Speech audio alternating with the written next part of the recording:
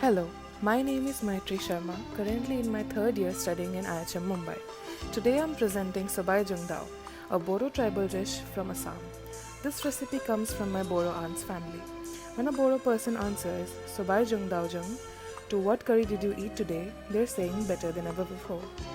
The Bodo people have made this dish for generations. It represents their cuisine, minimal spice, maximum flavor, rooted in indigenous ingredients. The defining ingredient is called Khardwi or Khar, an alkaline liquid made from the Musa bulbiciana banana peel ash. Without it, you cannot have an authentic Bodo cuisine. Here are the ingredients required to make Sobai Jwng Dao. Notice the simplicity. 500 grams of organic local chicken, 3 small onions, 12 to 15 garlic cloves, 1 inch ginger, 3 green chilies, 40 ml of Khar or Khardwi. This is the alkaline liquid used to make this dish.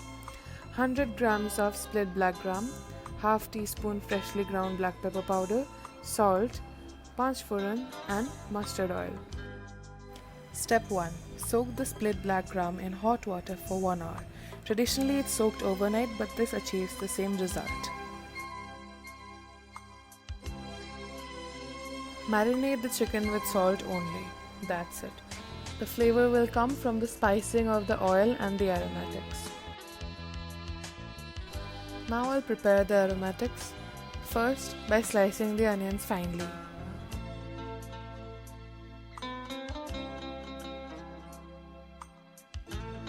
For the ginger garlic paste, I'll grind them together using a mortar and pestle until it turns into a coarse paste. Now I'll only make a slit through the middle of each green chili so that it releases its flavor and heat. Once soaked, wash the gram 3 times. Each wash removes loose skin. This step affects the final texture and taste of the gravy. Now, pressure cook the washed gram with water enough to submerge the lentils, along with some salt, and cook it for 2 whistles.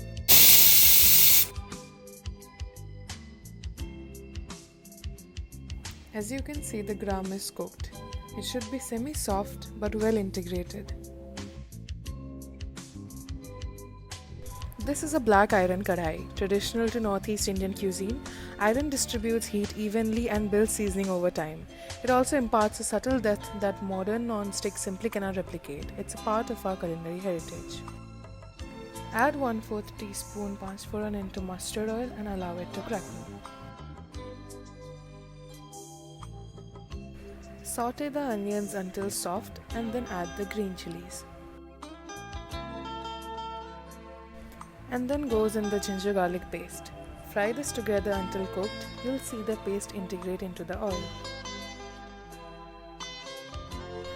Now add the salt marinated chicken in high heat. Let the chicken brown. This is where the flavor starts developing. Since I'm using locally grown chicken, its flesh is much more firm. So the chicken needs to cook through and develop a light brown color.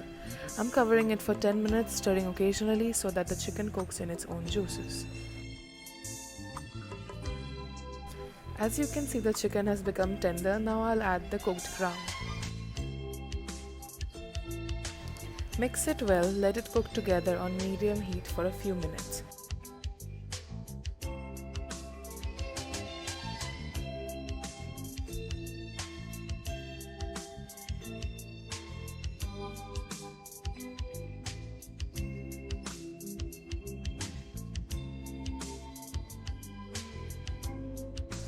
Now add the black pepper powder. This adds a sharp note, a spice that's distinctly Bodo.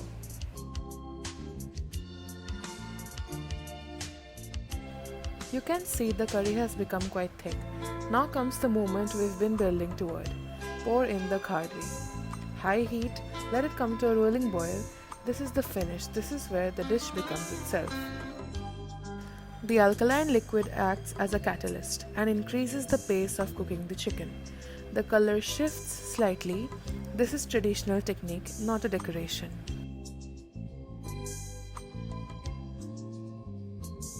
Turn off the heat, the dish is complete. Soft black gram, aromatic panchforan, tender chicken, sharp black pepper, Khardwi's alkaline finish. Minimal spice, maximum depth. This is Sobai Jwng Dao.